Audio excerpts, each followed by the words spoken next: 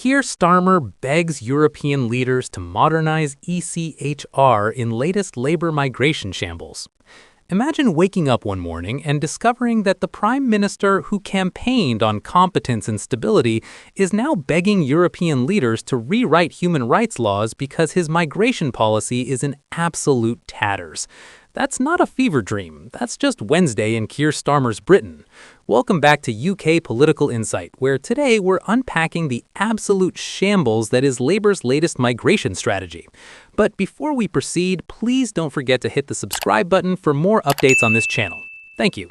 Which apparently involves flying to Europe, cap in hand, asking them to pretty please modernize the European Convention on Human Rights because otherwise we can't deport people and the far right will keep winning elections. It's desperation dressed up as leadership, and we're about to break down exactly how we got here and why this is such a spectacular mess. Right, so here's the situation.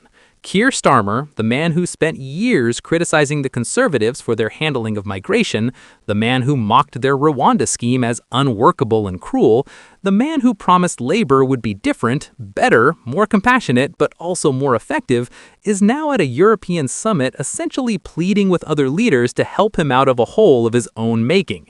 He's urging European leaders to take swift action in curbing joint human rights laws, specifically modernizing how the European Convention on Human Rights is interpreted, so that asylum seekers can't use it to avoid deportation. Let that sink in. Labour, the party of human rights, is asking Europe to weaken human rights protections because migration is politically toxic and they don't have any better ideas. The context here is crucial because this isn't happening in a vacuum. Across Europe, populist right-wing parties are surging. France has got Marine Le Pen breathing down Macron's neck, Germany's dealing with the AfD gaining ground, Italy's already got Giorgia Meloni running things, the Netherlands just elected Geert Wilders. Everywhere you look, mainstream parties are hemorrhaging support to the far right, and the number one issue driving that shift is migration. Voters are furious about irregular migration, small boats, asylum systems that seem broken, and the sense that their governments have lost control of their borders.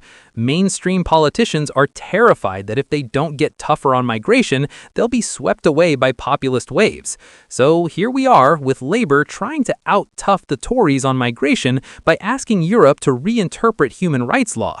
It's political panic disguised as pragmatism.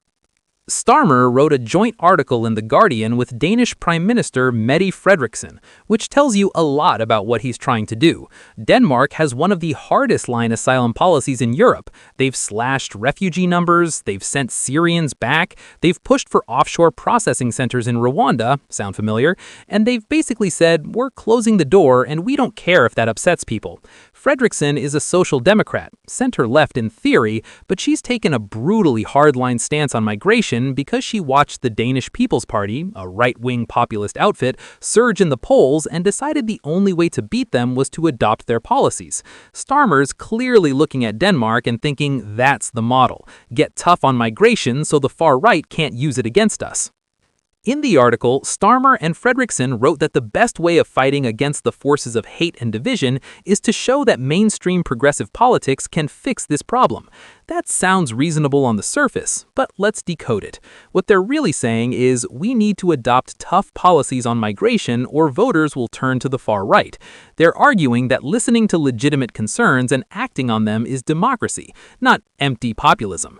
Again, sounds fine until you realize what acting on them means. It means weakening asylum protections, making it harder for people to claim rights under the ECHR, and generally making it easier to deport people regardless of their circumstances. Whether that's democracy responding to concerns or mainstream parties capitulating to far-right framing is very much up for debate. The two leaders called on European allies to go further in tackling migration by modernizing the ECHR to reflect the challenges of the 21st century. Modernizing is doing some serious heavy lifting there. What they mean is reinterpreting the convention so it's less protective of individuals and gives states more power to control borders and deport people. The ECHR was created after World War II to prevent the kind of abuses that led to the Holocaust and other atrocities. It enshrines fundamental rights like protection from torture, the right to a fair trial, and respect for private and family life. These aren't optional nice-to-haves, they're foundational principles of liberal democracy. Starmer wants to reinterpret them because they're inconvenient for his migration policy. That should make everyone at least a little uncomfortable, regardless of where you stand on migration. The summit in Strasbourg where all this is being discussed is a big deal. David Lammy, the Foreign Secretary, and Richard Hermer, the Attorney General, are representing the UK. They're pushing for a political declaration that would carry significant weight and potentially influence how the European Court of Human Rights interprets and applies ECHR rights. If they get enough signatories, it could genuinely shift how the court operates, making it easier for member states to deport people and harder for individuals to claim protection under the convention. This isn't some symbolic gesture. It's an attempt to fundamentally change how human rights law works in Europe. The government's already said it will legislate to clarify how Article 8, the right to a private and family life, is interpreted in domestic courts regarding immigration rules. This is the bit that trips up deportations most often. Someone who's been in the UK for years, built a life here, has family here, can argue that deporting them would violate their Article 8 rights. Courts often agree, which means people who are technically removable end up staying. The government finds this infuriating because it undermines their ability to control who stays and who goes. So they want to narrow how Article 8 is interpreted, raising the bar for what counts as family life worth protecting. Maybe having a British partner isn't enough anymore. Maybe having kids here isn't enough. The goalposts are being moved to make deportation easier. But it doesn't stop there. Lammy is expected to say that Article 3, which prohibits torture and degrading treatment, should also be reinterpreted to limit its scope. This is where it gets properly dark. Article 3 is absolute. It can't be balanced against other considerations. You can't torture someone a little bit because national security requires it. But it's also been used to prevent deportations where someone would face serious harm abroad, or where conditions in destination countries are so bad that sending someone there would constitute degrading treatment. Lammy apparently wants higher thresholds for what counts as degrading. So if prison conditions in another country are terrible but not quite torture level, maybe we can still deport people there. If healthcare abroad is worse but not completely absent, maybe that's acceptable too. It's a race to the bottom dressed up as modernization. The Deputy Prime Minister, presumably Angela Rayner's replacement because she's busy dealing with her council tax situation, is expected to say at the summit that pulling out of the ECHR would be a fake solution. That's aimed at the Conservatives and Reform UK who've both called for withdrawal of the convention entirely. The government's position is that they can stay in the ECHR but make it work better for controlling migration. That's the political sweet spot they're aiming for. Tough on migration without the diplomatic catastrophe of actually leaving a human rights convention that underpins loads of other agreements. It's threading a needle that might not be threadable. The Deputy Prime Minister is expected to argue that we must strike a careful balance between individual rights and the public interest. Otherwise, we risk a loss of confidence in the convention and in human rights themselves. That's actually a fair point. If the ECHR is seen as an impediment to reasonable border control, public support for it erodes, which makes it easier for parties like Reform to argue for withdrawal.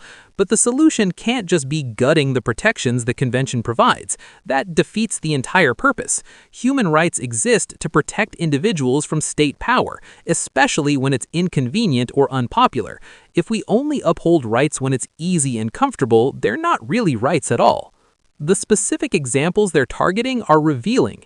The definition of family life can't be stretched to prevent removal of people with no right to remain. That sounds reasonable, but who decides what counts as family life? If you've lived somewhere for 10 years, have kids here that go to school, there's your whole life there. Is that family life? The government's position is increasingly no, not necessarily, not if you originally came illegally or overstayed. The threshold for inhumane and degrading must be constrained to the most serious issues. Again, sounds sensible, but what counts as most serious? Who draws that line?